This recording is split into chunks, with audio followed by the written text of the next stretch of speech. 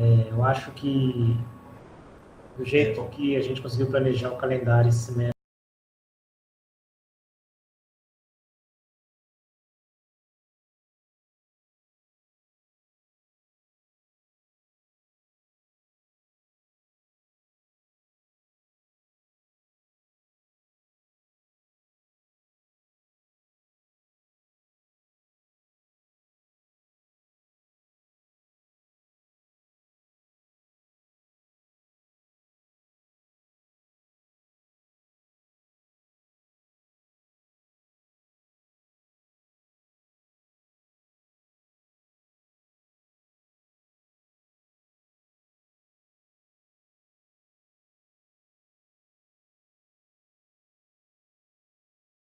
na transmissão,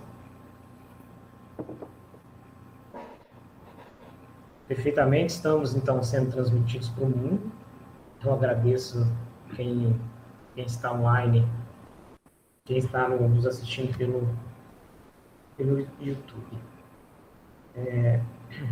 Gostaria de lembrá-los que a gente está fazendo o controle da presença, né, que é parte integrante da disciplina. Então, estou coletando a presença de tempos em tempos.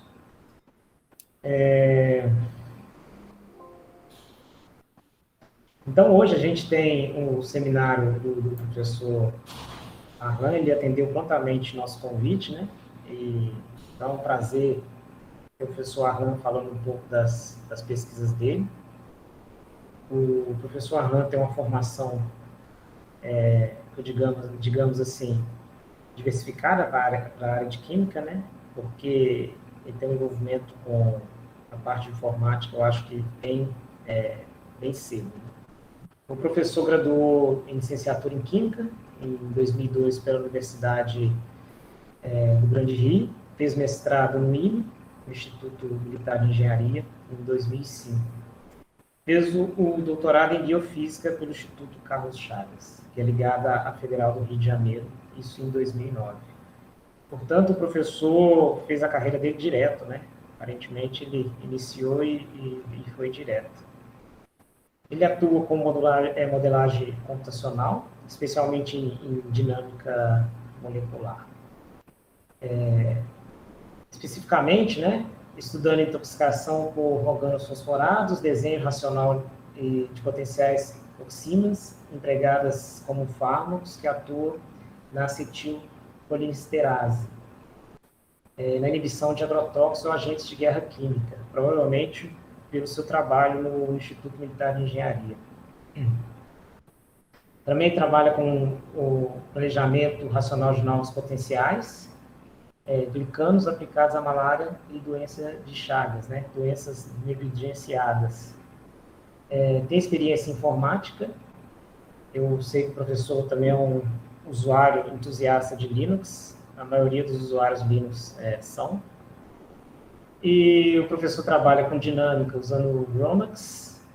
Acredito que com Gaussian ele deve usar algum método funcional de densidade, ou um método mais funcional.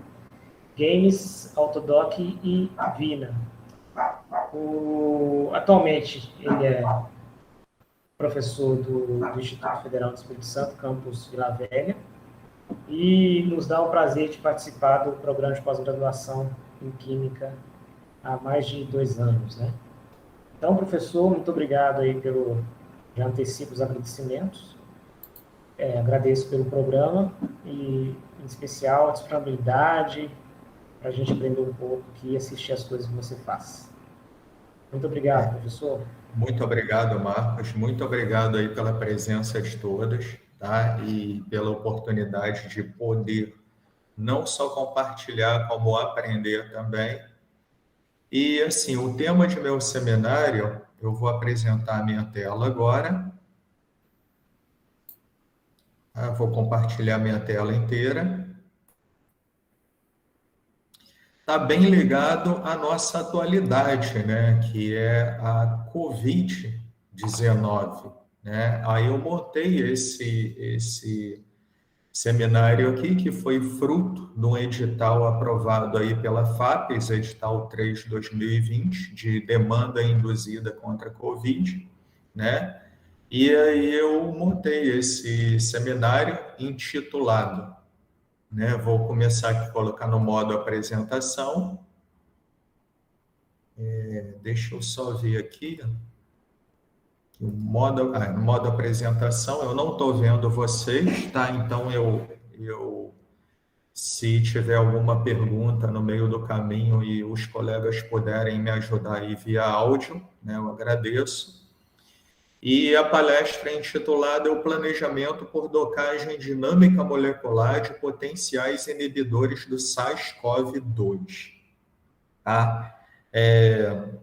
A apresentação de minha formação o professor Marcos já fez, e eu gostaria de começar posicionando e abordando o problema para vocês que muitos já conhecem, né? Começando, né, posicionando sobre o coronavírus, que é um vírus já bem conhecido, causador de infecções respiratórias, conhecido a longa data por causar infecções respiratórias nos mamíferos. Em 2002, só um pequeno histórico, né, um breve histórico, a gente teve a síndrome respiratória aguda grave, conhecida como SARS, e começou na China, posteriormente atingindo outros países, em que, nesse caso, tivemos 8 mil infectados e 10% de letalidade. 10 anos depois, tivemos a síndrome respiratória do Oriente Médio, conhecido como MERS, que surgiu na Arábia Saudita, atingindo outros países, infectados 2 mil, com uma letalidade de 35%. E aí veio o que a gente conhece como SARS-CoV-2, né? O coronavírus, ele é da família Coronavidae, né? Agora em 2019, né? No final de 2019, surgiu o SARS-CoV-2. O termo corona vem de coroa, ele é conhecido também como HCoV-19, 2019 nCoV, né? Como falei, é da família Coronavidae, que incluem, né, o MERS-CoV, SARS-CoV, SARS-CoV-2, né? E, como falado, começou em 2019 na China. Especula-se, né, que ele se originou, né, ele veio a partir do morcego ferradura. E aqui a gente tem uma figura 2, né, com uma imagem representativa do coronavírus. Em seguida, né, a gente pode dizer, em termos de um panorama geral da Covid-19, né, conhecida como síndrome respiratória aguda grave, né, em que houve, só na data de ontem, eu coletei esses dados aqui, nós tivemos 209.634.340 infectados e o número de mortes, 4 milhões, quase 4,4 milhões de mortos, né, aproximadamente. Isso eu peguei na data de ontem. E no Brasil, também na data de ontem, havia 20,5 milhões de casos, 572 mil mortes, já passamos de 500 mil. E só para fazer uma conta simples, em nível de letalidade, se eu pegar esses 572 mil, dividir por 20,5 milhões e multiplicar por 100, né, eu vou ter 2,79% de letalidade. E como que funciona, né, nessa linha de planejamento por modelagem molecular de fármacos que atuam no SARS-CoV-2, né?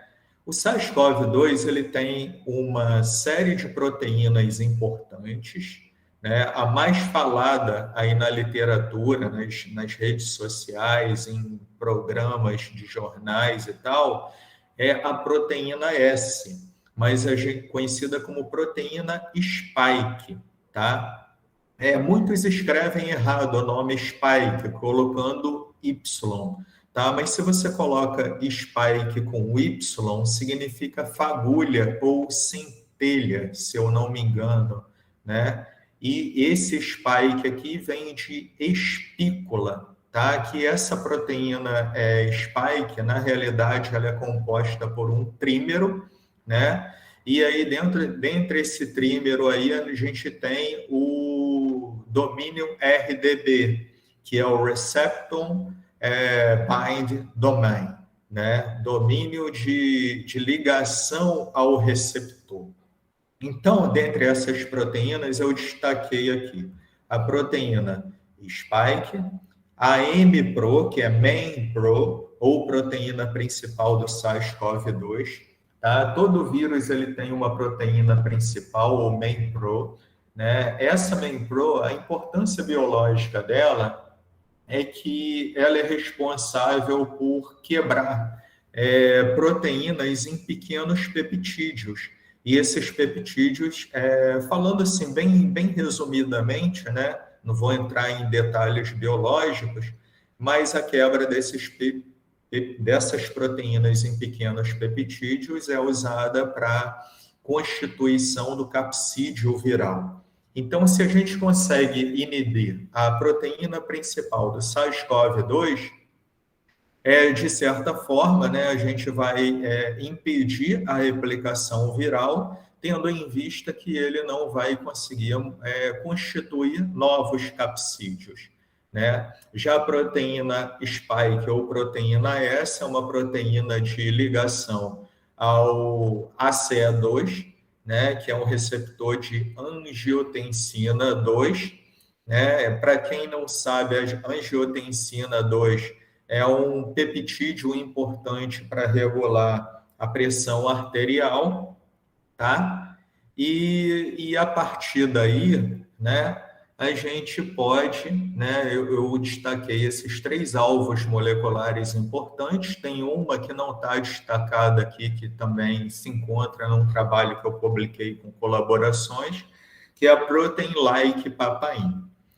E antes da gente continuar, para quem não é dessa área, é importante, eu coloquei aí destacado o termo da molécula ao medicamento, tá? Porque muitos se perguntam, por que não tem logo medicamento contra a Covid-19 e tal? Né? Hoje eu até fiz uma brincadeira, eu gravei no status do meu WhatsApp, quem tem meu WhatsApp deve ter visto, começando o dia hoje dando um bom dia como o mantra do dia, tá? Que o mantra do dia seria: não existe medicamento precoce contra a Covid-19. Não existe medicamento precoce contra a Covid-19. Então, foi uma brincadeira que eu fiz que não adianta falar sério com a maior parte das pessoas, que muita gente não acredita e ainda não se dá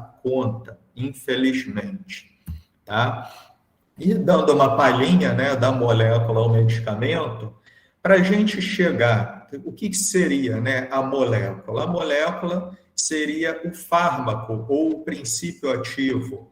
Muita gente pensa que esses termos são sinônimos, remédio, fármaco, medicamento e drogas. Não são sinônimos, né? Remédio é aquilo que remedia, fármaco é o princípio ativo, medicamento é o que chega nas prateleiras da farmácia e drogas, né, pode ser o medicamento dependendo da dosagem, né? E para que uma molécula ou um fármaco chegue às prateleiras da farmácia, o tempo médio é de 10 anos. E a Covid-19 não fez nem 2 anos ainda. Então, não adianta, que não existe tratamento precoce contra a Covid-19. Né? E aí, por que 10 anos? Porque isso envolve uma série de etapas. A gente teria que começar com a química verde, os extratos vegetais bioativos, né? Extração e síntese orgânica, testes em vivo, testes in vitro, em vivo, e a ética, o FDA, né? Até chegar diretamente aos medicamentos e ou propriedade intelectual junto com os medicamentos. E aí eu coloquei até uma situação aqui imaginária, né? Vamos supor que um pesquisador quer testar a atividade de um fármaco em um determinado tipo de tumor. E digamos que cada substância A, B, C e D tem um custo de $2.000 o frasquinho de 50 miligramas, e que o pesquisador só teve um sucesso após testá-las na sequência acima, ou seja, chegando em D, ele teve sucesso. O gasto do pesquisador foi de $8.000. E se ao invés disso o pesquisador tivesse acesso à modelagem molecular? Provavelmente gastaria $2.000. E etapas com a modelagem em dinâmica molecular. Eu botei aqui docagem em dinâmica molecular, mas que a docagem e a dinâmica molecular estão dentro da modelagem molecular, além de outros métodos / ou técnicas, né? Como que a gente faria isso? Conhecimento prévio, planejamento, desenho, otimização das moléculas em editores moleculares. Eu cito aqui como exemplo o Chemical, a gente tem o Avogadro, no Windows tem o Chemsketch, e assim, a gente tem muitas ferramentas. Análise da toxidez estimada da molécula, tem até o Protox 2, que é um servidor bastante útil nessa área. Busca em bancos de dados específicos informações sobre alvos moleculares ou moléculas similares às moléculas que estamos planejando. E caso a gente queira fazer virtual screening, né, tem alguns servidores, o próprio PubChem, né, utilizado para virtual screening, tem um outro famoso conhecido como Zinc. E, finalmente, a partir disso, tendo os alvos moleculares e as moléculas a serem planejadas ou testadas, a gente partiria para a docagem molecular entre as moléculas e os alvos moleculares. E a dinâmica molecular, a gente utilizaria para o refinamento dos resultados de docagem molecular. Por que isso? Porque em docagem molecular, a maior parte dos softwares considera o receptor como algo rígido e só o ligante flexível. E o custo computacional, né, em termos de tempo de cálculo, processamento, não tem um algoritmo para docagem molecular bom o suficiente que torne viável um cálculo de docagem molecular em que todos os resíduos da proteínas sejam flexíveis. Isso já foi desenvolvido para a dinâmica molecular. Então, normalmente, a gente pega os resultados de docagem molecular e, em seguida, os outputs são utilizados como input para as simulações por dinâmica molecular, em que tanto os ligantes quanto os receptores serão todos flexíveis. E, de posse a esses dados todos, a gente faz as colaborações, né, com sintéticos orgânicos, com biólogos que vão testar in vitro, depois testes em vivo, e a ética, a aprovação pela FDA, propriedade intelectual e medicamento.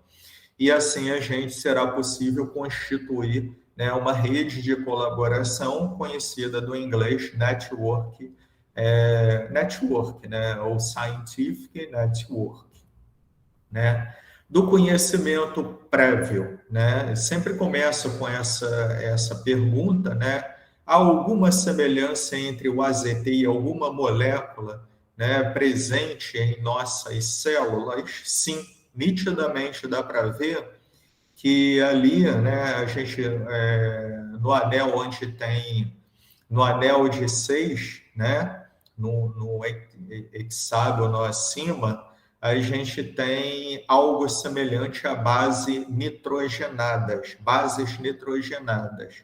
e embaixo, né, a gente teria algo semelhante a açúcares, pentoses. Então, o AZT ele não foi criado do nada, da imaginação. Ele foi criado a partir de nucleotídeos, né? Se a gente fizer uma breve comparação, a gente vai ver uma certa semelhança, de forma que ele atuasse, né, no material genético, tivesse uma certa afinidade com material genético do vírus, né? O AZT ele é um antirretroviral e ele foi planejado inicialmente para atuar no vírus da AIDS.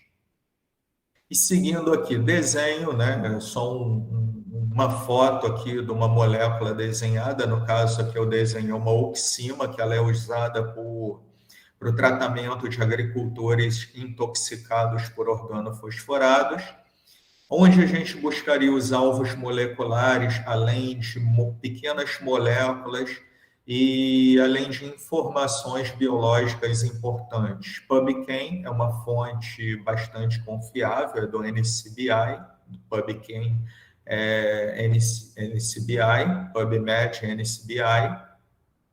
Aí viria a docagem molecular, então uma forma didática de representar a docagem molecular e a melhor docagem molecular é através desse desenho aqui que eu fiz, em que essa figura em azul claro representa o receptor e esses pequenos polígonos, os ligantes, e o melhor docking vai ser aquele que tiver melhor encaixe entre os polígonos e o receptor. E como que isso pode nos ser expresso? Em forma de um valor numérico dado em quilocaloria por mol, que é a energia estimada de docagem molecular teórica. Tá? Então, melhor docagem, quanto mais negativo, analogamente à energia de Gibbs, o ΔG de Gibbs. Informações em banco de dados, análise de grupos farmacofóricos também são informações importantes.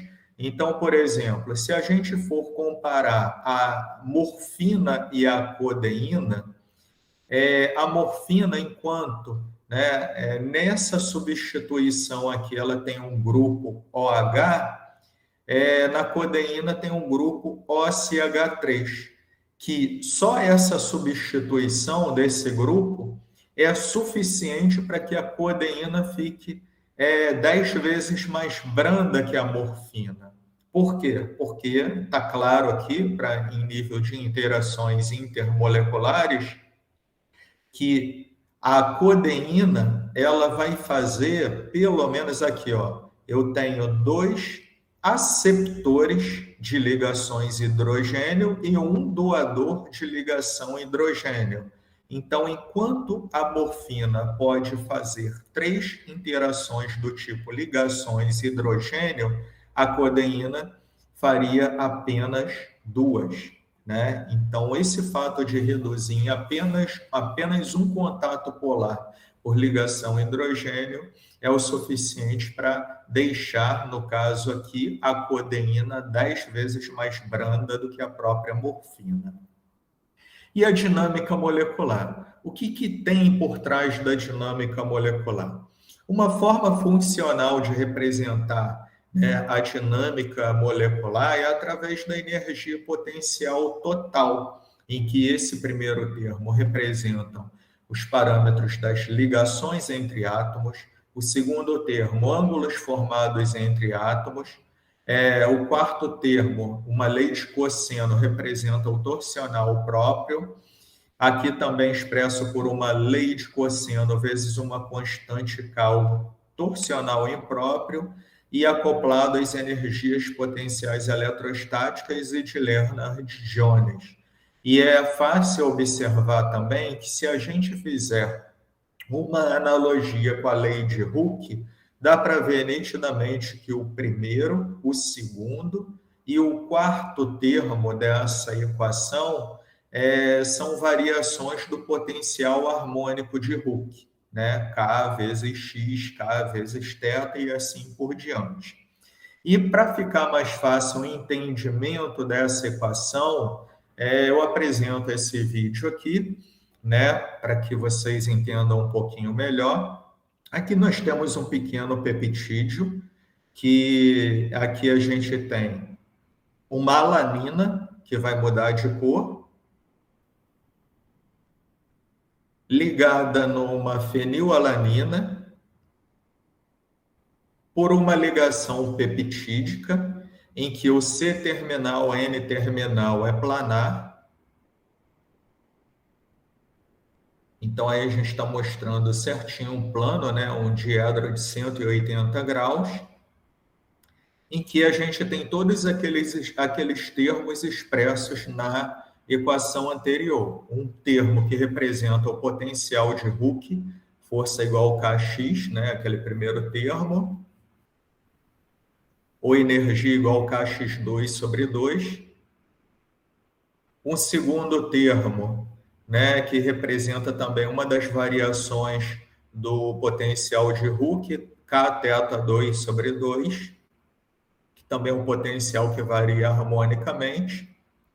O termo que representa os ângulos rotacionais, que são conhecidos como diedrais próprios, né, que são representados por 4 átomos ligados em sequência, e um termo que representa os torsionais impróprios, 4 átomos ligados não em sequência, que esse torsional ele é importante para controlar a barreira energética de forma a serem mantidas a planalidade de anéis aromáticos e a quiralidade de carbonos assimétricos. Temos as esferas de Van der Waals. O sistema é considerado como massas e molas e as cargas são pontuais. E todos esses termos em conjunto vão compor o que a gente conhece como simulação por dinâmica molecular, tá? E aqui nós temos uma pequena simulação em câmera lenta, e agora vou apresentar um pouquinho mais acelerado. Então, se a gente acelerar, né, essa simulação, a gente vai ver aí uma ligações hidrogênio entre esse N-terminal e esse C-terminal aqui, da carbonila, nitidamente. E a docagem e a dinâmica molecular, o que normalmente a gente faz? A gente pegaria os melhores resultados de docking,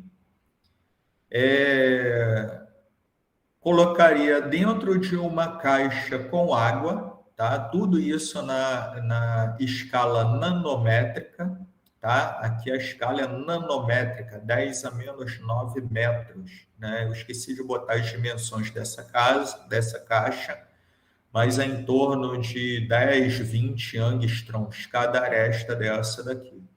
E o bacana da dinâmica molecular é que a gente pode inserir, né, algoritmos que controlam, né, a pressão, a temperatura e o pH. E é importante que a gente fique atento, né, que, por exemplo, eu não sei, o que eu botei 373 Kelvin, eu não queria colocar isso, eu queria colocar, foi na pressa de preparar essa apresentação. Na realidade, se eu quiser simular uma condição biológica, é a pressão de uma atmosfera, temperatura de 310 Kelvin e pH de 7,4, né? pH 7,4. É o bacana, né? Além disso, o estado de protonação de cada aminoácido, né, lá da bioquímica, todos ouviram falar aqui em ponto isoeletrônico, que é importante para que, a partir do ponto isoeletrônico, né, do conjunto de aminoácidos agregados, a gente tenha um pH próximo ao fisiológico 7,4, para que a gente não cometa artefatos nos resultados.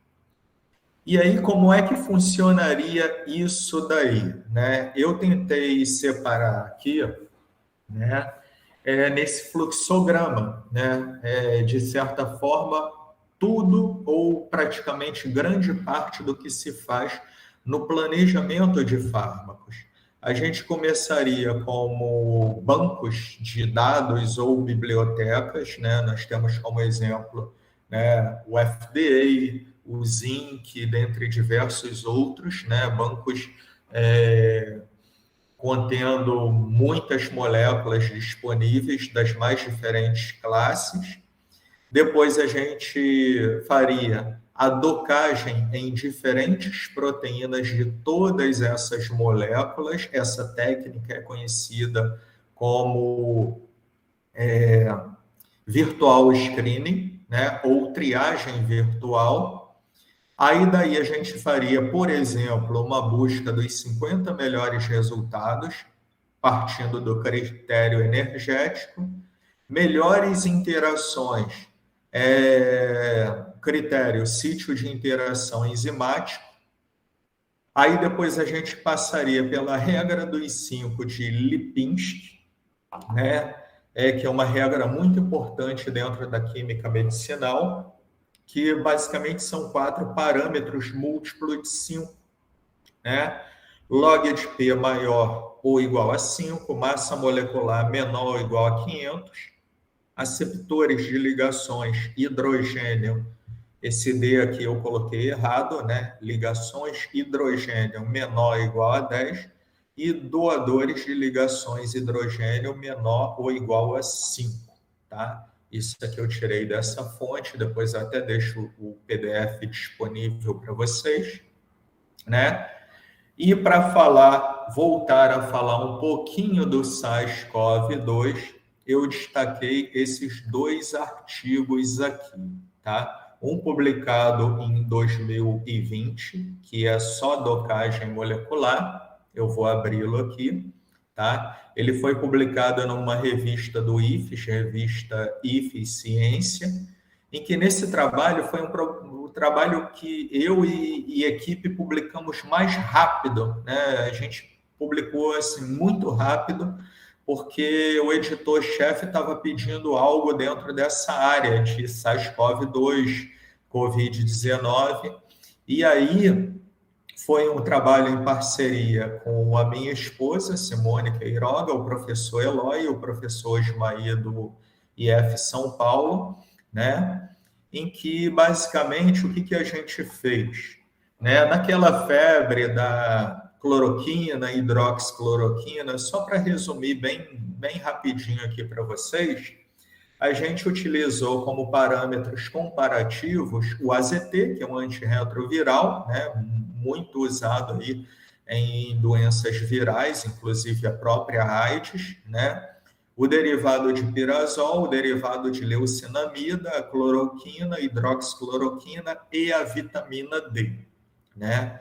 Porque a vitamina D já é conhecida de longas décadas. Ela é chamada erroneamente de vitamina D, ela não é vitamina, ela é um hormônio, tanto é que se a gente abrindo PubChem e a semelhança entre ela e o colesterol, a gente vai ver certa semelhança, mas foi chamada de vitamina D, né? E se a gente fizer a busca de uso da vitamina D na potencialização de sistema imune, a gente vai achar milhares de publicações científicas em que a gente resolveu utilizar como alvo molecular a proteína principal do SARS-CoV-2, as posições de referência, os 2 sítios ativos dela foram baseados em cristalografia, dados de cristalografia e difração de raio-x, em que nesse lado B é um lado de ligação ao derivado de pirazol e do lado A, derivado de leucinamida. E ao executar o docking, claro, a gente viu o estado de protonação, tudo mais, a gente viu que a maior parte dessas moléculas se ligam no sítio de ligação que se liga o derivado de leucinamida, e só o derivado de pirazol prefere se ligar desse outro lado da enzima. E em nível energético, como ficou isso? Né? Como o derivado de leucinamida ele foi um peptídeo sintético, construído propositalmente para inibir a protease principal do SARS-CoV-2, é óbvio de se esperar uma energia, a melhor energia de docagem molecular. O derivado de pirazol se ligou fracamente, até porque, né, todas preferiram se ligar do lado do derivado de leucinamida.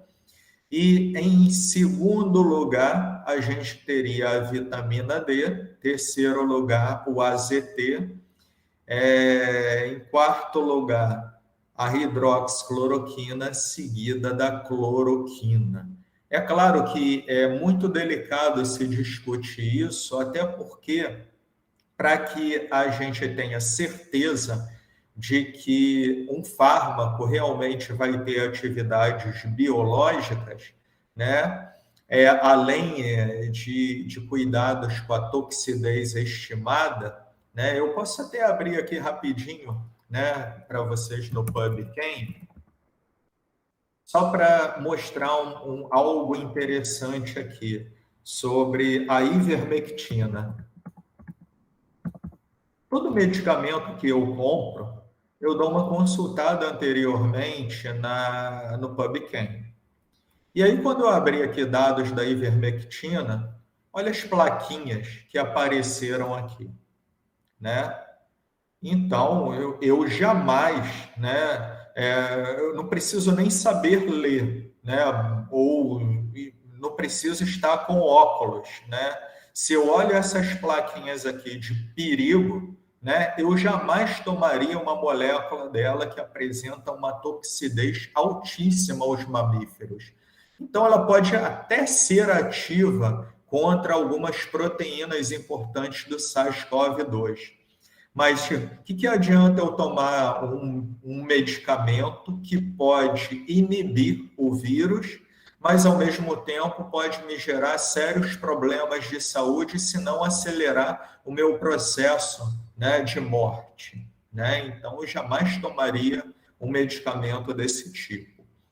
E, finalmente, né, assim, aqui nós temos os contatos 2D, né, para confirmar, né, que todos eles se ligam em aminoácidos do sítio ativo da protease principal do SARS-CoV-2. E aqui, por que o uso de vitamina D? Tá?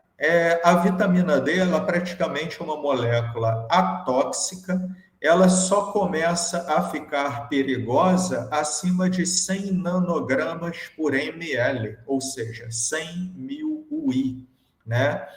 Então, quando eu fui uma certa vez numa consulta médica e falei que eu estava tomando 40 mil UI de vitamina D por dia, a médica chegou, mas você é maluco? Vai se intoxicar? Não, não vou me intoxicar, né? Eu estou sempre mantendo o meu sistema imune potencializado. E daí em diante, depois desses dados de docagem molecular, as cobaias foram eu, minha esposa e minha família. Desde então, a gente está ingerindo vitamina D, né? Dia sim, pelo menos dia sim, dia não. E o único momento dessa pandemia que eu tive febre foi quando eu tomei a vacina, que se esperava, né? Na noite eu tive calafrio. Fora os outros dias de quase 2 anos de pandemia, eu não sequer fiquei gripado.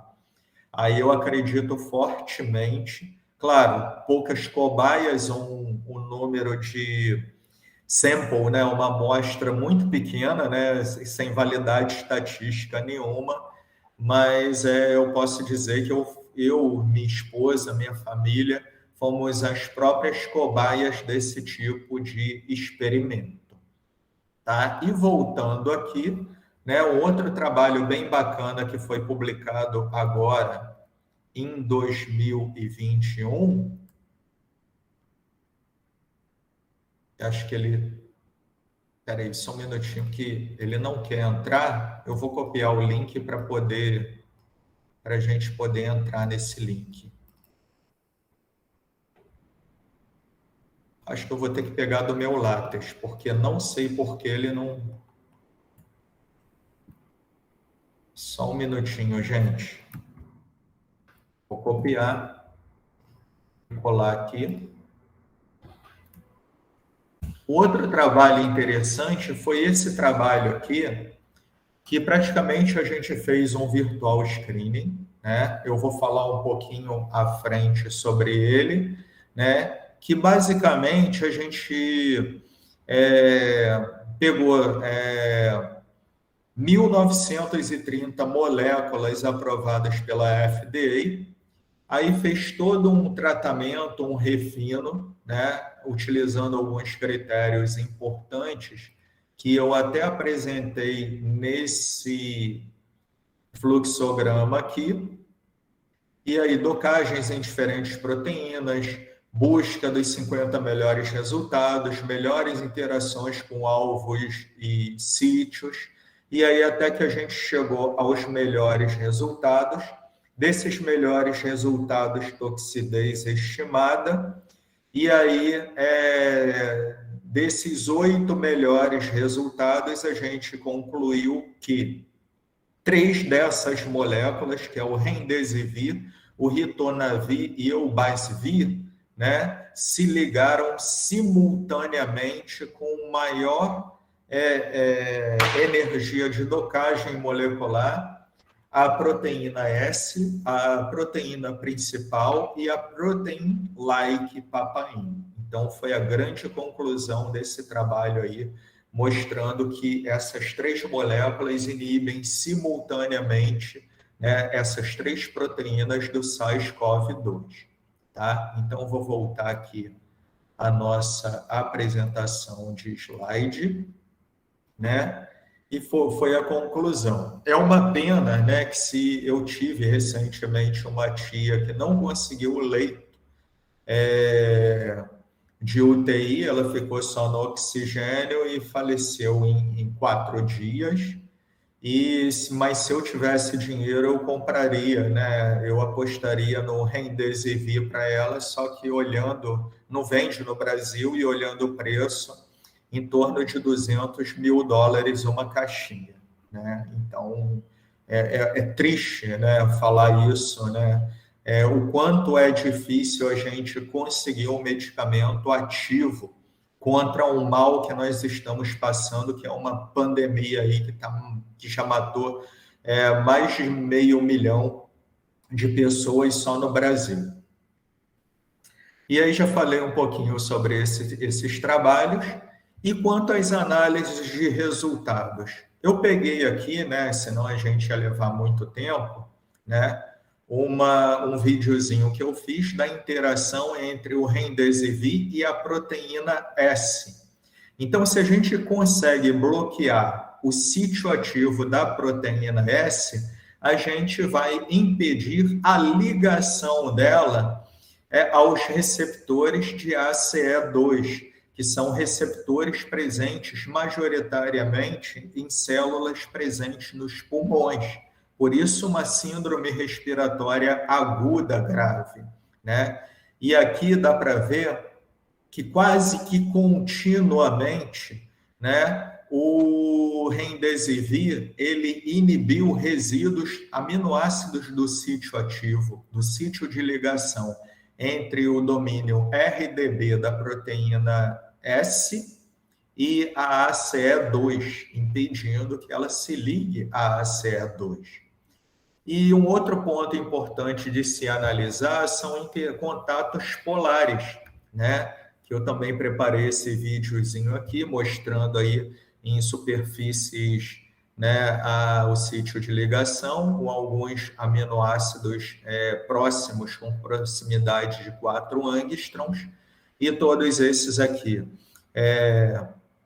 O ácido glutâmico ou glutamato, dependendo do estado de protonação, 484, a cisteína 488, a glutamina 493 e a serina 494, né, fizeram contatos polares com a proteína S, sendo que a glutamina foi a que fez o maior número de ligações hidrogênio com ela. E assim, só para a gente concluir e falar mais um pouquinho sobre planejamento de fármacos, eu destaquei esse artigo aqui que foi publicado ontem, tá? Não tem nada a ver com coronavírus, né? Mas é um trabalho voltado à tuberculose, né? Talvez, quem sabe, né? É uma coisa a se fazer, utilizar de repente esses mesmos fármacos contra o SARS-CoV-2, não sei, né? É uma possibilidade de trabalho, né? Mas o bacana que eu achei desse artigo, que esse artigo aqui em específico, né, ele basicamente é uma aula de planejamento de fármacos, em que a gente resumiu nesse funil daqui, né? A gente adquiriu 477 moléculas do PubChem, a partir de uma avaliação prévia, né, de docagem, a gente chegou a 208, né, com energia de afinidade maior ou igual a 7,9, chegamos a 179, né, interações com 5 ou mais aminoácidos, 79 moléculas, né, a famosa regra de Lipinski, 46, que se adequam à regra de Lipinski, né, 46 moléculas, né,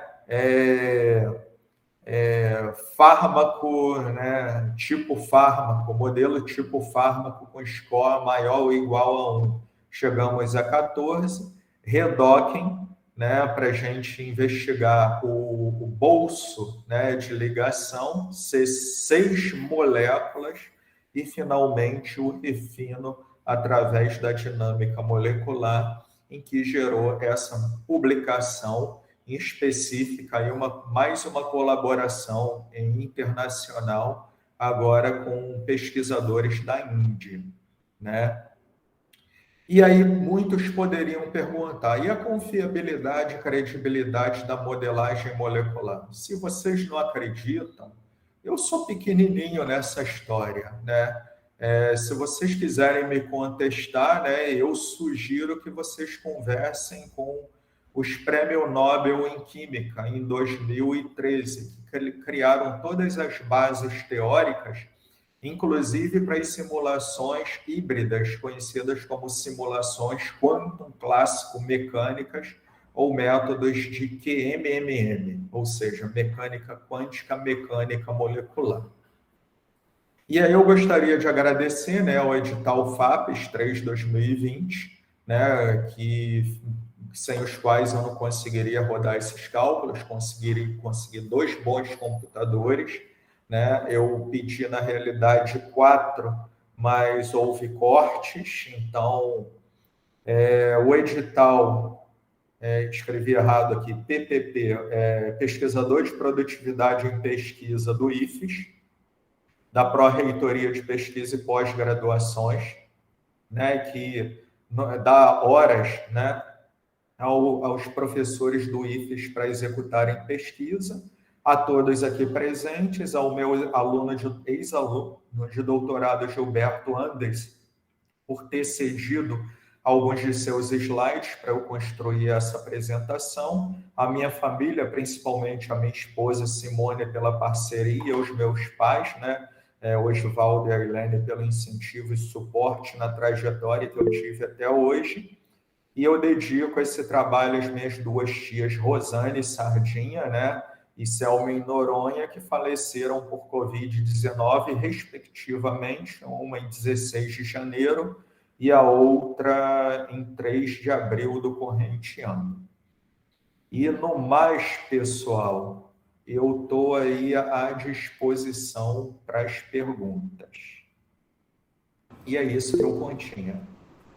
Professor, muito obrigado. Foi uma grande fala. Sim, aprendi, apesar de eu já tive a oportunidade de fazer alguns cálculos, enfim, sou um usuário, mas eu pude aprender muito mais, especialmente na parte de fármacos, né? Em relação da escolha de fármaco e como os métodos abordam.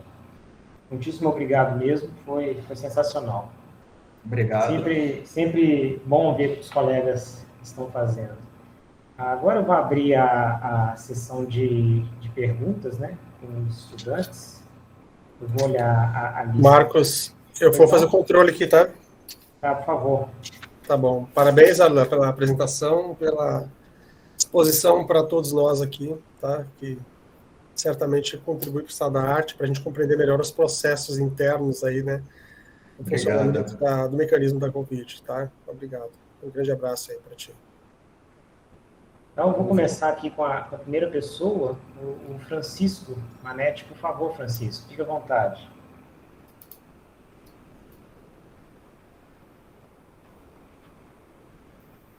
Francisco, fica à Estão me ouvindo, vontade. professor? Sim, estou ouvindo sim. Boa tarde a todos. Parabéns, professor, pela palestra. Foi excelente, gostei muito. E eu gostaria, se pudesse me tirar uma dúvida em relação à vitamina D.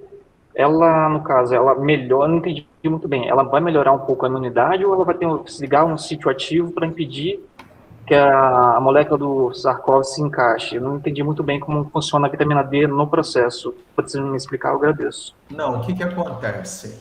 A vitamina D, ela já é bem relatada. Na realidade, né, o colesterol bom, através da radiação ultravioleta, por isso é bom esse contato com o sol, né, é metabolizado em vitamina D. E já é relatado de longa data, né, de séculos, alguns séculos, que a vitamina D ela potencializa o sistema imune. Tá? Então, isso aí é um problema biológico, um tanto quanto complexo.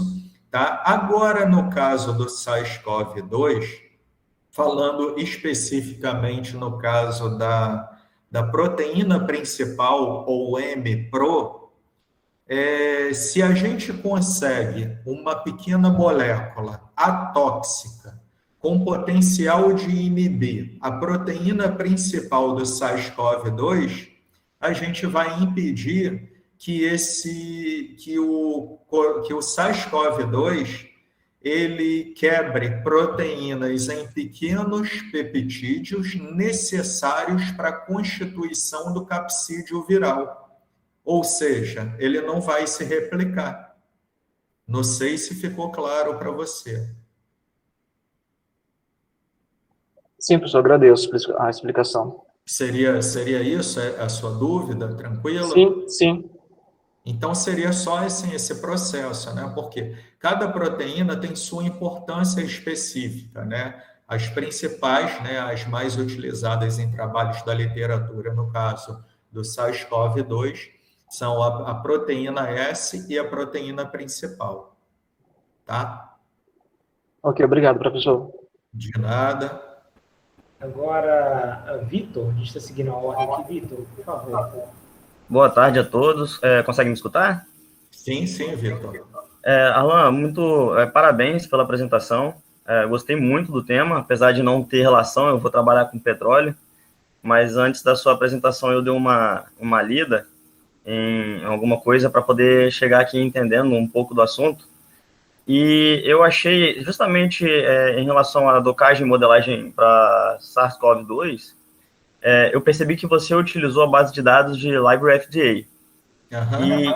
E nesse artigo que eu li, eles usaram Chem-Spider. Existe alguma, assim, forma oficial, alguma oficial, por exemplo, eu tenho que usar essas duas ou outras, ou eu posso utilizar qualquer uma? Como é que é o critério para escolher essa base de dados?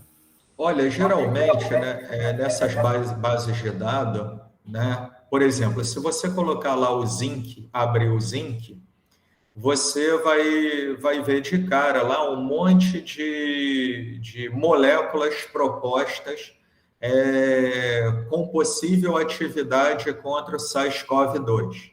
Então, conforme a pesquisa vai avançando na área, né, que está tudo sendo muito rápido, que bom, né, eles vão disponibilizando bibliotecas. Então, você, de certa forma, né, na maior parte nos bancos de library, você tem opções para refinar aquilo que você quer. Eu quero separar possíveis fármacos com atividade contra a tuberculose. Então, você tem essa opção de filtro, né? É assim, é tudo gratuito, a maior parte delas é gratuita, a maior parte não, eu diria, grande parte delas é gratuita, né? São gratuitas.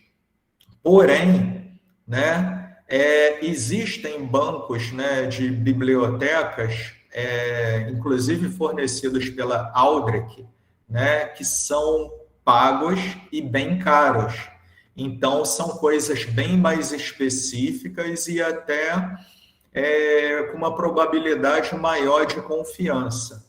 Mas nós aqui, simples mortais, com pouca verba para pesquisa no nosso país, a gente acaba recorrendo a vários bancos de dados, né? A gente faz esse processo de filtragem, tem regra de Lipinski, tem programas para estimar toxidez estimada, dentre vários outros refinos disponíveis.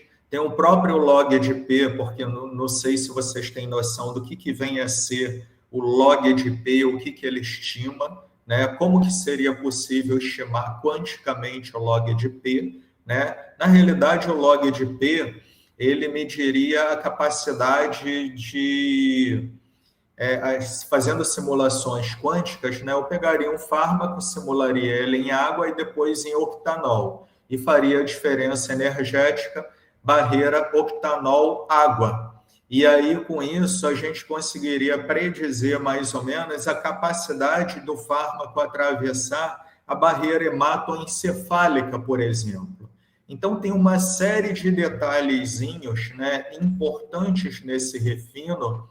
E o que dificulta para a gente da filosofia open source, código aberto, eu só uso servidores gratuitos, só uso programas gratuitos e tal, realmente a gente pode ter essa dificuldade na seleção, tá? Mas ainda assim, dentro desses servidores, dentro desses bancos de dados, há possibilidade da gente fazer o refino. Por exemplo, se eu quero planejar uma molécula nova que não existe, basta eu abrir o PubChem, desenhá-la no PubChem, fazer uma busca de similaridade com até 80% com moléculas conhecidas, e a partir daí eu vou ter ideia, né, em possíveis alvos moleculares ou doenças que essas minhas moléculas vão poder atuar. Tá? Então, eu diria que modelagem molecular é difícil e é quase que uma cirurgia molecular. Um pequeno erro no cálculo de uma multiplicidade de um elétron, de um átomo, né, a gente pode gerar artefatos nos nossos resultados. Então, não sei se eu esclareci aí mais ou menos para você, Vitor, ou se eu fugi da sua pergunta. Esclareceu e foi além. Muito obrigado, professor. Agora, pela ordem, é o Zanata Brandão. Por favor, Zanata. Boa tarde a todos e a todas. Boa tarde aí, professor Arlan. Boa tarde, parabéns aí pelo seminário. Eu na verdade, tenho dúvidas e tenho curiosidades, né?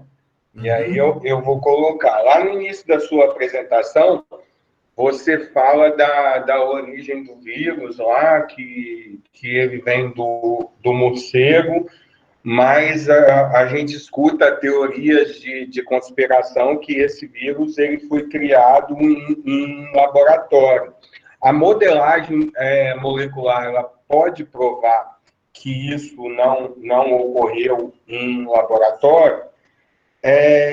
Quando você fala lá do receptor, lá no slide 8, ACE2, você fala que ele é um peptídeo, só que olhando no slide, eu tive a impressão que ele é um polipeptídeo, eu fiquei com essa dúvida. Não, olha só, a ACE2, ela é uma proteína, tá? É uma proteína presente majoritariamente em células pulmonares. Ela está presente em outras células. E a angiotensina 2, que é um peptídeo de ligação à ACE2, que é responsável por controlar a pressão arterial. Entende? Não sei se ficou claro. Entendi agora. Não, ficou. Ficou, Sim. é porque na hora lá eu fiquei confuso, aí eu anotei aqui. Entendi. Quando você fala aí eu também fiquei com essa dúvida, da dosagem molecular, aí que você chega numa molécula aí, através do programa, aí eu fiquei com uma dúvida. Todas essas moléculas que você prevê, elas são passíveis de síntese? Quando você chega a um determinado tipo de molécula, se todas elas são passíveis de síntese, se você consegue sintetizar. E uma coisinha aqui que eu também fiquei em dúvida, assim, é que a gente evoluiu tanto nessa questão de modelagem, né, de fármacos. Obviamente que houve um investimento, um foco nisso, na questão da Covid, aí a gente chegou aí à vacina. Por que a gente não conseguiu ainda, Arlan, uma vacina, já que você citou o caso do AZT, para a AIDS? E também, eu cheguei a ler em alguns artigos, né, que a Covid, ela não deveria ser mais classificada como uma síndrome respiratória, mas sim como uma síndrome vascular. E a minha última dúvida, né, eu acho que você respondeu agora anteriormente, que nesse último artigo que você publicou, você falou que você tinha adquirido aí no Publichem moléculas, né? 1930. Quando você tem que adquirir, se você tem que pagar por essas moléculas para poder trabalhar. Eu acho que é isso tudo. E, mais uma vez, parabéns. Eu esqueci de te parabenizar pelo mantra do dia, que você começou o dia com o pé direito. Muito bom. Obrigado. Valeu. O que acontece, Zanata? Vamos começar pelo morcego, tá? Quando eu falei do morcego, eu falei que especula-se, tá? Não tem nada provado. Agora, eu particularmente, eu tenho colaboração com gente que trabalha lá da República Tcheca em laboratório de nível de segurança 4 e 5, né, que é o Kamil Kucha, né? Ele é da República Tcheca, hoje ele é reitor do Instituto de Defesa contra a Guerra Química e Biológica. É um amigão meu, eu conheci ele pessoalmente na Rússia, né, quando fui convidado para apresentar um trabalho. E eu não acredito, cara, que um laboratório de alto nível de segurança vai deixar com que o vírus escape desse laboratório. Eu, sinceramente, eu estaria chamando a nós todos, cientistas, de tiranos, de até terroristas, porque, nossa, são laboratórios conceituados com nível de segurança 4 e 5, né? Para começar, a veste, que o cara se veste tipo um astronauta lá dentro, eu não acredito nessa hipótese. Mas a sociedade está aí para especular o que quer, né? Então, é complicado, né? A AIDS, né? Você me fez uma pergunta extremamente biológica. Por que não criaram a vacina contra a AIDS? Bem, eu acredito, tá? Minha visão, que primeiro, a AIDS ela não é uma pandemia. E a AIDS hoje, as pessoas vivem com a AIDS, né? Então a gente tem medicamentos capazes de manter as pessoas vivas, né? Então, aí você fez outra pergunta em relação ao... Você fez... Se as moléculas da modelagem, quando você chega lá, isso, se todas são passíveis de síntese. Sim, geralmente, o que eu faço, né? Eu não crio moléculas do nada, né? Eu venho na minha cabeça assim, e se eu pegar, por exemplo, a gente voltando àquele caso lá da morfina e da endorfina, né? A gente faria substituições de grupos farmacofóricos, né? É claro, não colocaria nada absurdo que dificultasse uma rota sintética. E seriam igual polímeros modificados. A gente sabe que tem a famosa reação de Fenton, né? Além de outras presença de catalisadores que facilitam a substituição de grupos em polímeros. E assim, é claro que eu, como químico medicinal, eu não vou criar uma coisa assim absurda, né? Ou que não existe na literatura. Eu vou dar uma pesquisada antes em moléculas similares com o que eu quero planejar. Eu posso até mostrar aqui um exemplo. Né? Se eu quiser planejar uma molécula do nada, eu vou apresentar aqui rapidamente novamente, né? Só para eu mostrar mais ou menos como eu faço isso e ver se sana um pouquinho da sua dúvida, Zanata. Vou entrar aqui no PubChem, bem rapidamente, né? E aqui a gente tem uma ferramenta de desenho. Aí vou desenhar aqui uma molécula qualquer, tá? Vou desenhar aqui um benzeno ligado a um anel de 5. E aí vou pendurar esse grupo aqui no anel benzênico, esse aqui nesse anel de 5. Aí vou pendurar um OH aqui, um NH2 do outro lado. Eu não sei porque ele não protonou, né? Eu acho que ele vai protonar depois. E aí depois eu dou um search for this structure, né?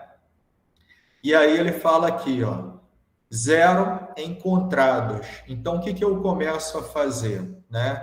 Similaridade de 36%. Então eu posso vir em setting, né? E fazer aqui mais ou menos o que eu quero buscar, né? Então, ó, similares. Então, eu já encontrei 36 moléculas similares. Então, o próprio PubChem, se eu clico em uma dessas moléculas, vou clicar nessa segunda, né? A gente vai ter algumas informações importantes como alvos moleculares importantes dela, né? Atividades... Engraçado. Vou clicar nessa daqui. Ele não foi. Ok. E aí, ó, farmacologia e bioquímica, né? Informações medicamentosas, né? Então, vamos aqui, ó, farmacologia e bioquímica, né? Quando usada apropriadamente, contém produtos designados para serem aplicados diretamente em né, peles, né, de pessoas, enfim. Eu não vou ler tudo aqui, né, porque eu planejei aqui. Planejei não, eu desenhei do zero. Eu joguei aqui e procurei moléculas similares.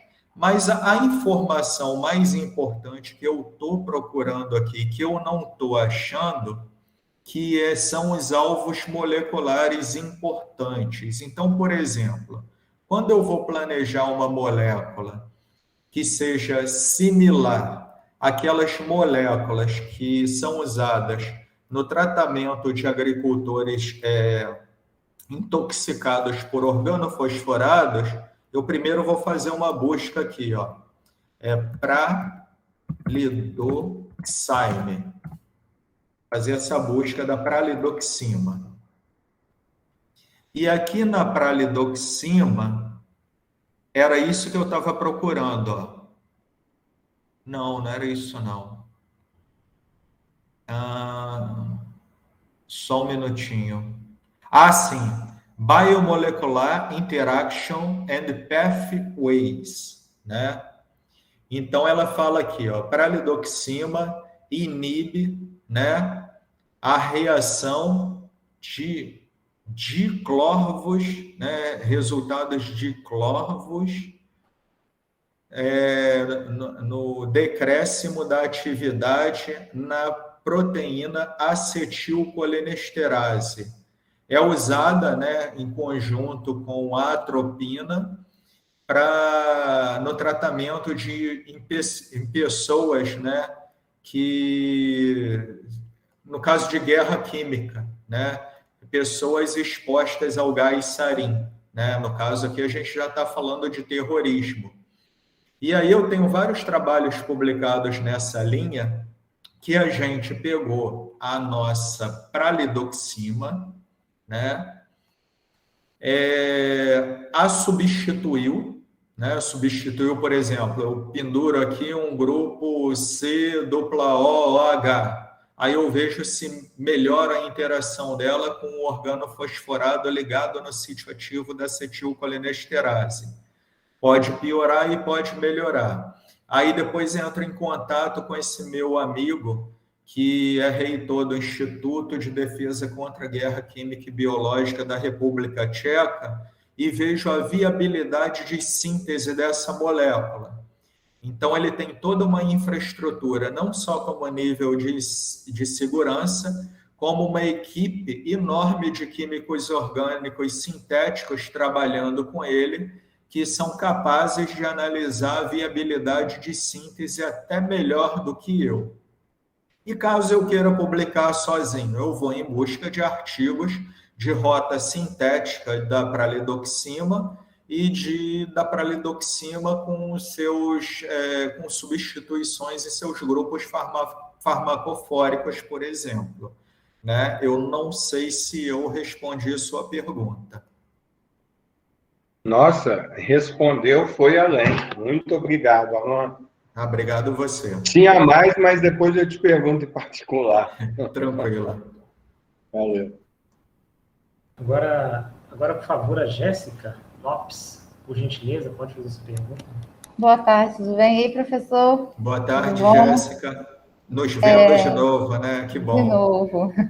Primeiro, eu queria falar que eu estou completamente apaixonada pela pesquisa. Eu acho que se você ficasse falando mais 5 horas, eu ia ficar ouvindo as mais 5 horas, todo gás para aprender. Segundo, que minha cabeça ficou borbulhando por 1 milhão de motivos, né? Primeiro, a diferença ali do gráfico da energia de Gibbs entre o AZT e a vitamina D foi muito pequena. Essa diferença, por ser pequena, você consegue pensar em algo que poderia gerar essa grande diferença? Ou então ainda uma potencialização desses medicamentos com uma união, por exemplo?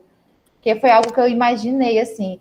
E só uma outra coisinha em relação à dosagem da vitamina D, se eu pudesse falar um pouquinho a mais de novo, porque eu acho importante até para conhecimento próprio, né? Sim, sim. Quanto assim, você diz usá-los em conjunto, seria isso? Talvez, porque eu fiquei pensando em 1 milhão de coisas, e essa pequena diferença me deixou um pouco intrigada, assim. Porque assim, quando você faz a estimativa do ΔG de docagem, né, na fisicoquímica a gente aprende o quê? Que o ΔG ele pode ser dado pelo quê? Pelo RT, LN de K de dissociação, né? E o K de dissociação é a mesma coisa que constante de inibição. Se a gente aplica a exponencial dos dois lados, a gente vai ter que, antes de aplicar a exponencial, se eu pegar que LN de KI é igual a ΔG sobre RT, e aplicando a exponencial, a gente vai chegar que KI é igual a E elevado a ΔG sobre RT. Então, com isso, eu posso estimar o KI teórico. Então, apesar da diferença do ΔG ser apenas de 0,3 quilocalorias por mol, em nível de constante inibitória, que é o que temos na literatura para fazer o confronto entre os resultados teóricos e experimentais, essa diferença vai ser um pouco maior. Entendeu? Então, eu não sei se esclareceu nesse sentido da pequena diferença em relação a uma variável, mas quando a gente faz a estimativa teórica de outra variável, essa diferença pode ser maior, né, em microescala, falando assim, até porque a constante de inibição, geralmente a gente utiliza, né, ou concentração inibitória mínima, a gente utiliza a grandeza micromolar, ou seja, 10 a menos 6 molar. Então, como a gente usa a unidade micro, né, e basicamente fica o número inteiro na frente da unidade, a gente vai ter uma discrepância maior nos resultados. Agora, em nível de docagem molecular ainda, né, como a docagem molecular, o receptor, ele é considerado rígido, pode ser que a gente esteja fazendo a docagem numa média obtida por cristalografia e difração de raio-x, que não seja a média mais adequada à interação receptor-ligante. Por isso que é necessário o refino por dinâmica molecular para a gente ter certeza se a proteína se movimentando junto ao fármaco, esse resultado vai mudar ou se vai se manter. Pela minha experiência, geralmente, enquanto eu melhoro o resultado de um, eu pioro o resultado de outro e a diferença energética acaba sendo maior. Por isso que eu aconselho sempre utilizar a dinâmica molecular pós-docagem molecular no processo de refino, né, para que se tenha uma confiabilidade maior dos resultados. E só assim, para esclarecer, para nós teóricos, é muito raro a gente conseguir publicar artigos só com docagem molecular. Os revisores ou editores ou negam o trabalho ou pedem para você fazer a simulação por dinâmica molecular para refinar os resultados. E quando que um trabalho só de docagem molecular é aceito? Geralmente é difícil, mas quando você faz uma colaboração com um trabalho experimental e você descobre um alvo molecular que o seu colaborador não conseguiu encontrar que tipo de interação intermolecular ocorre entre as moléculas sintetizadas por ele e quais alvos moleculares, e a gente confronta os resultados teóricos e experimentais e a gente obtém um R2 maior do que 0,7, né? Aí esse trabalho é mais aceito e publicado segundo os critérios usados no confronto teórico experimental. Eu não sei, ficou claro aí para você? Ficou sim, eu entendi. Eu acho que eu vou usar a docagem e tudo mais no meu trabalho também. É por isso que eu estou muito curiosa. O ideal é você usar a dinâmica molecular após a docagem. Isso se você não tiver, né, dados experimentais para fazer o confronto. Entendi. Em relação à dosagem de vitamina D, sim. Fiquei com dúvida também. O que acontece? Tem gente que toma medicamento descontroladamente, né? Então, assim, eu costumo comprar vitamina D em gota, o colecalciferol, tem o colecalciferol e tem o calcitriol, né? Que um é a forma inativa e outro é a forma ativa da vitamina D, né? E geralmente eu gosto de comprar aqueles mais concentrados, de 2.000 I por gota. Então, entre dia sim e dia não, por exemplo, hoje, antes de sair de casa, eu consumi 20.000 I, né? Mas aí você chega no dermatologista, ele fala, você é doido, está se intoxicando e tal. Nossa, esse artigo aí da vitamina D, a gente fez o levantamento de vários trabalhos na literatura mostrando que a dose tóxica da vitamina D é acima de 100 nanogramas por ml. Agora, talvez o cuidado médico em relação a isso seja em relação a pessoas que tenham problemas de insuficiência renal. Aí é um outro processo.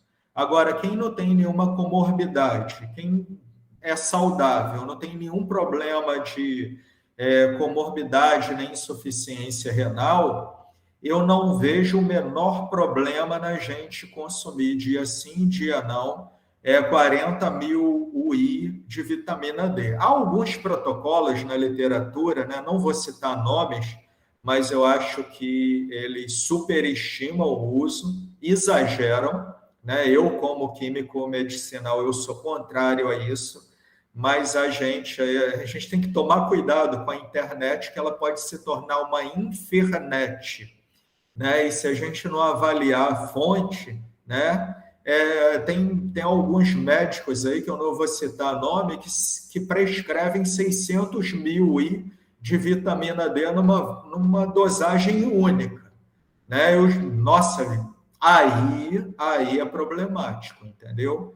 Mas abaixo de 100 mil deixando uma margem de tolerância 60, 50, 40, 20, mantendo uma sincronidade, né?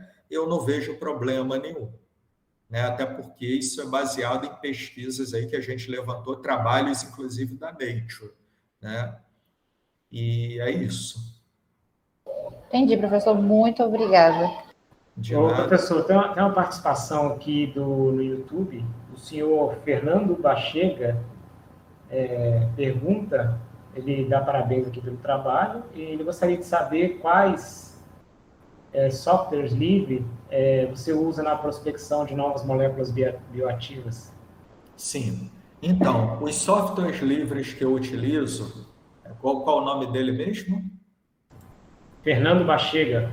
Ô, Fernando, obrigado pela pergunta, né? Os softwares livres que eu uso para o desenho de moléculas 3D. Primeiro, eu uso o sistema operacional Linux, tá? Se você quiser, eu posso até deixar o link no YouTube, porque eu fiz uma compilação do Ubuntu, né, com todos os programas que eu uso já instalados, previamente instalados, que eu chamei de Arlinux de Arlan, né? Então, eu fiz uma compilação, mas, em princípio, para o desenho das moléculas 3D, eu uso o Avogadro ou o Chemical. Para o cálculo do estado de protonação dos ligantes, eu uso o Marvinscat. Para otimização clássica, utilizando métodos da mecânica molecular, eu utilizo o próprio Chemical ou o Avogadro. Para o refino da otimização clássica, eu utilizo o Mopac e métodos semi-empíricos, preferencialmente o método PM7. E, a partir daí, eu faço a adição de cargas no ligante, no quimera. Na proteína, eu mantenho só os hidrogênios protonados, eu uso o Autodoc Tools, eu mantenho somente os hidrogênios polares da proteína, né? São a protonação que eu uso.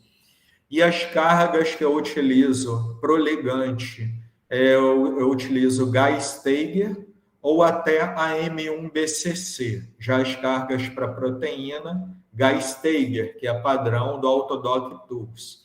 Para docagem molecular, eu utilizo o Autodoc Vina, tanto para docagem quanto virtual screening, e para simulações por dinâmica molecular, eu e meus alunos, meus colaboradores, né, utilizamos o pacote computacional GROMACS. E todos esses que eu citei são gratuitos e já estão instalados na compilação que eu criei do sistema operacional Linux, Ubuntu, se eu não me engano, 14.04, e eu chamei de Arlinux 2018, né? Arlinux 2018 Radeon. Eu posso disponibilizar aí no YouTube o link, né, para que vocês possam baixar a ISO, queimar o DVD e instalar nos seus respectivos computadores sem problema algum.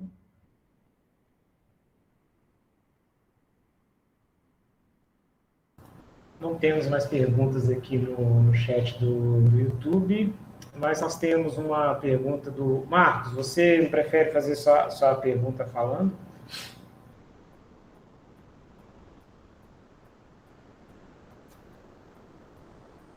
O Marcos Valério está com problemas aqui no microfone. Eu vou ler a pergunta dele, professor. Tudo bem, tranquilo. Ele gostaria de saber que tipo de recurso computacional você utiliza. Se é máquinas de alto desempenho, e se é possível fazer essas simulações em desktops.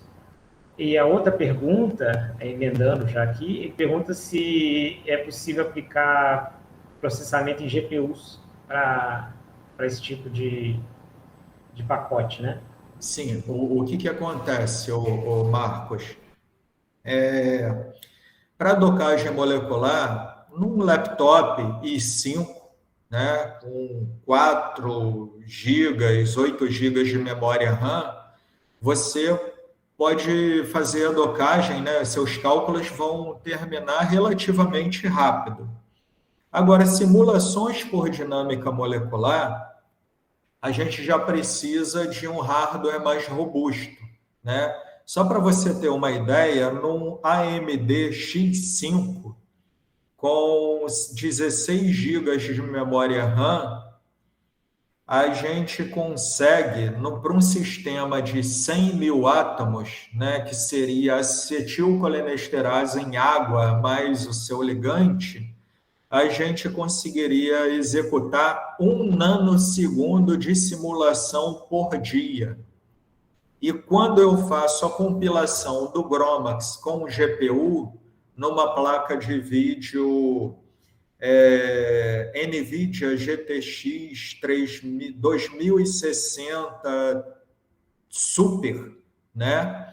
Eu já consigo, para esse mesmo sistema, executar uma simulação num tempo de 50 nanosegundos por dia.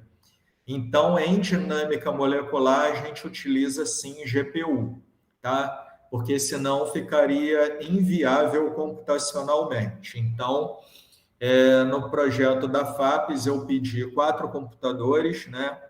Esse laptop que eu estou usando aqui é um i7, com uma placa de vídeo 1050 Ti, se eu não me engano, ou 1060, agora eu não lembro, eu tenho que olhar as configurações, e um desktop com uma placa de vídeo 2060 Super, né, que, se eu não me engano, tem mais de 1000 CUDA cores, né? Então, a gente precisa, sim, utilizar a GPU para que os cálculos sejam acelerados. E eu utilizo.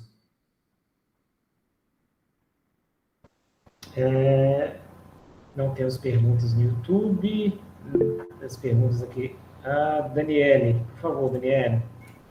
Boa tarde a todo mundo. Obrigado, professor, pela apresentação, né? Obrigado. E pelo trabalho, porque é de suma importância, principalmente nesse período, né, que a gente está vivendo. A minha pergunta talvez seja uma pergunta até um pouco primária para a situação, porque modelagem molecular é um assunto do qual eu não compreendo, não tenho muito conhecimento, mas eu fiquei muito interessada. E dependendo da resposta do senhor, eu tenho até interesse em aplicar no meu estudo, né? Pelo que eu pesquisei na literatura e tudo mais, a modelagem molecular, ela auxilia a entender o comportamento de sistemas reais, né? E aí a minha pergunta é se eu consigo aplicar essa modelagem molecular para prever reações que acontecem, por exemplo, durante processamentos específicos para alimento.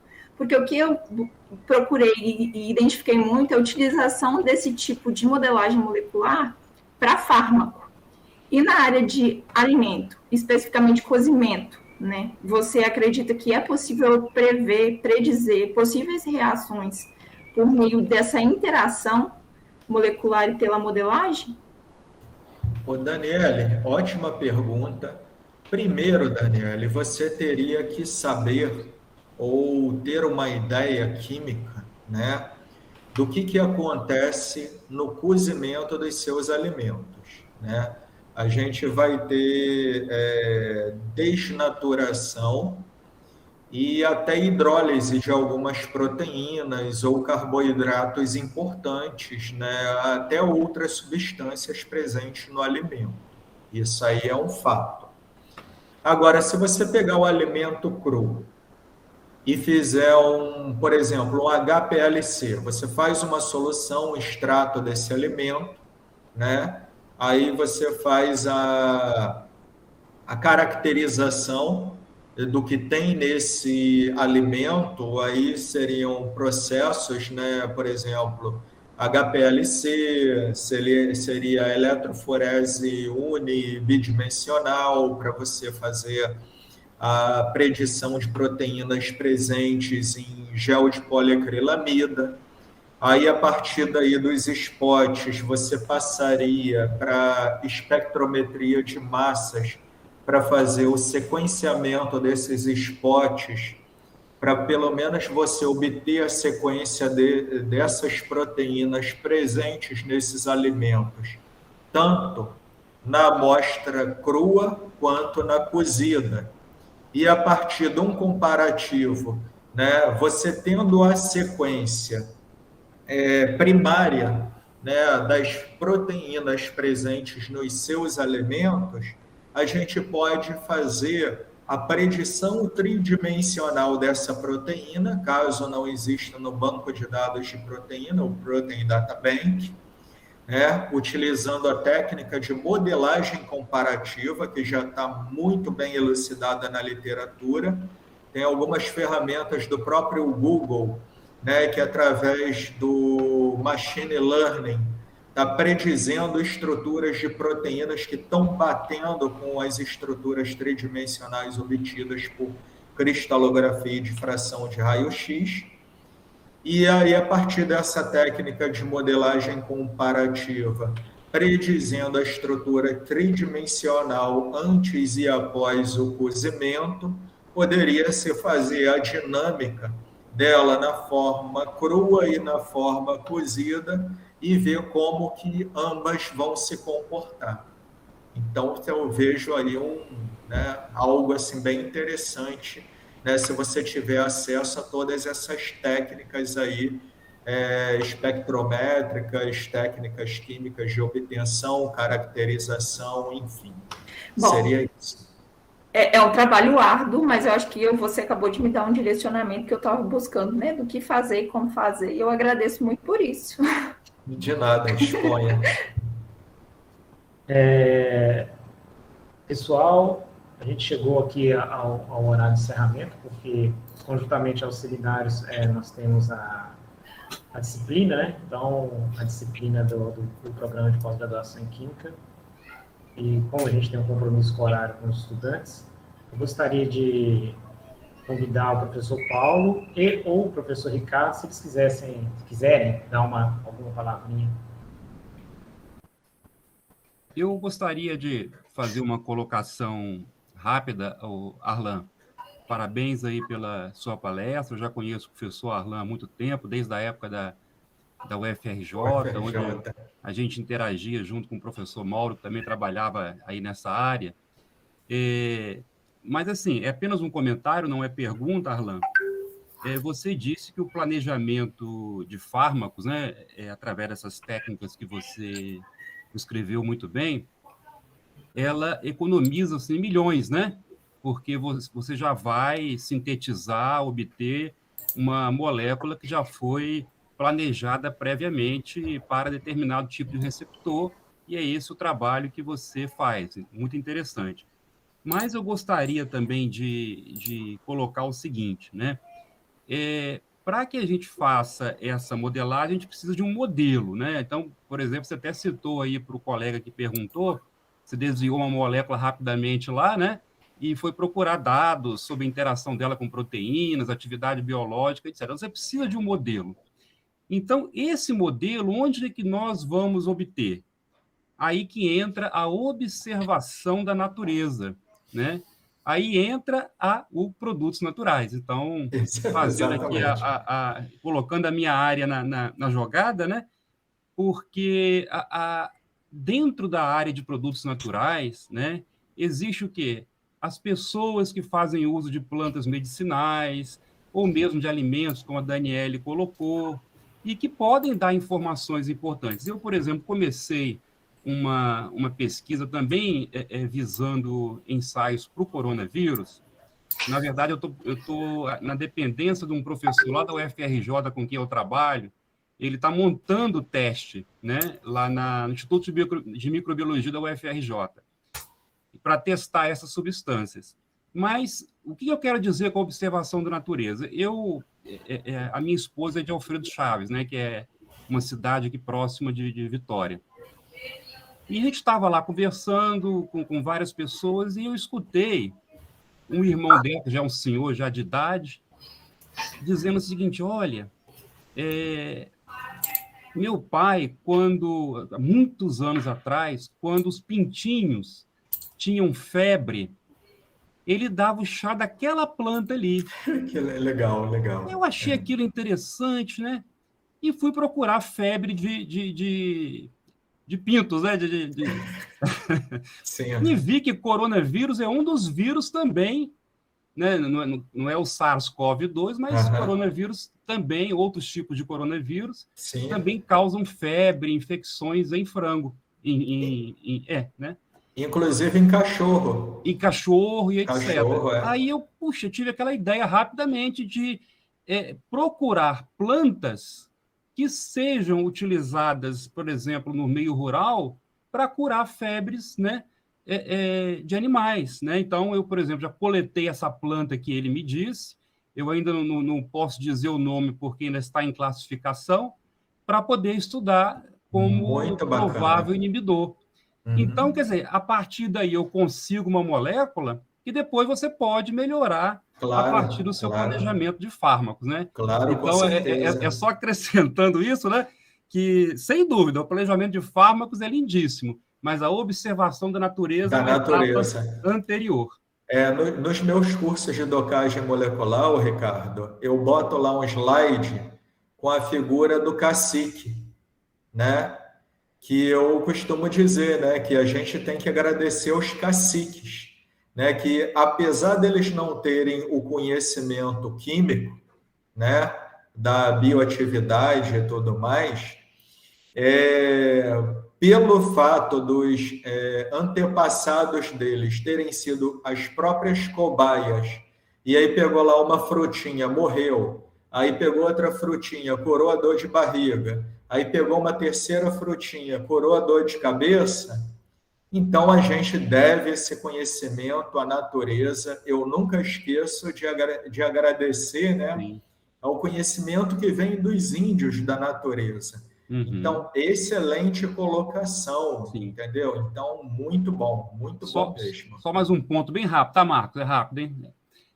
O Arlan também falou das flavanonas, né, como inibidor da tuberculose. Aí você citou que talvez poderia ser indicado para coronavírus. E realmente, né? Sim. Existe, assim que começou essa epidemia, janeiro ou fevereiro de 2020, um pesquisador da sua área, né, publicou um trabalho colocando inúmeras substâncias naturais que em sílico inibiam, né, a penetração do vírus no organismo. De repente, essa proteína... Ligação com a CA2. Isso, deve ser isso aí. E uma delas eram as flavanonas. Uma das classes que mais se ligavam eram as flavanonas, né? Aí eu rapidamente também já montei um projeto, que já até orientei um trabalho de iniciação científica, e vai começar agora um mestrado, que é as flavanonas de espécies de citros cultivadas no Espírito Santo, né? Então, também visando o coronavírus. Então, eu estou aberto à colaboração. Isso. Então, o seu trabalho, a sua palestra foi bem interessante para mim nesse sentido, né? Porque já vejo que a gente pode, no futuro, estar colaborando aí. Um abraço, tudo de bom. Beleza, obrigado. Eu gostaria, então, de agradecer novamente ao professor Arlan, agradecer a presença de todos, né, que acompanharam pelo YouTube. Tiveram mais de 15 pessoas, né? Então achei que foi um número bem expressivo, assim, porque provavelmente vai ficar disponível, então mais pessoas vão poder assistir e conhecer o seu trabalho e o trabalho também do PPG aqui, né? Então, encerramos. Na semana que vem, o horário normal, visando os estudantes, 14 horas. 15 horas, né? 15 horas, não? Perdão, 15 horas. Isso. Então, a gente encontra no horário normal das 15 horas. Obrigado, Cleossi, pela transmissão pelo YouTube. Obrigado, pessoal. Até a Obrigado. gente. Até a semana que vem. Um abraço a todos. Obrigado, um abraço. Tchau, tchau. Obrigado.